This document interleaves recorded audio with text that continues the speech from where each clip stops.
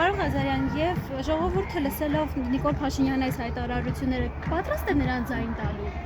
Չեմ կարող շատ փոքր թվով մարդիկ, ես էլ օրինակ մեր այդ արշավների ժամանակ, իրազեկման ակցիաների ժամանակ հանդիպում ենք շատ քիչ թվով մարդկանց, որոնց ոչ մի ձև հնարավոր չի լինում բացատրել այս իրողությունները։ Մարդիկ կան թրքասերեն, օրինակ ինձ հանդիպել է մի գյուղում 3 հոգի էին, երկուսը ամուսիններ էին, մեկն էլ իրաց դիմացի հարևաններ։ Ասին մենք ուզում ենք, որ թուրքերը գան, իրանց հետ ապացիկ թրքասեր են, իրանք ուզում են, որ թուրքեր կան։ Նիկոլ Փաշինյանին ուզում են ընտրել մենակ այն բանի համար, որ այդ 300,000 ադրբեջանցիներ, բայց այդ գյուղում մենք 3 հոգու ենք տեսել, 2 հոգու էլ ուրիշ տեղ հանդիպել, 5 հոգի։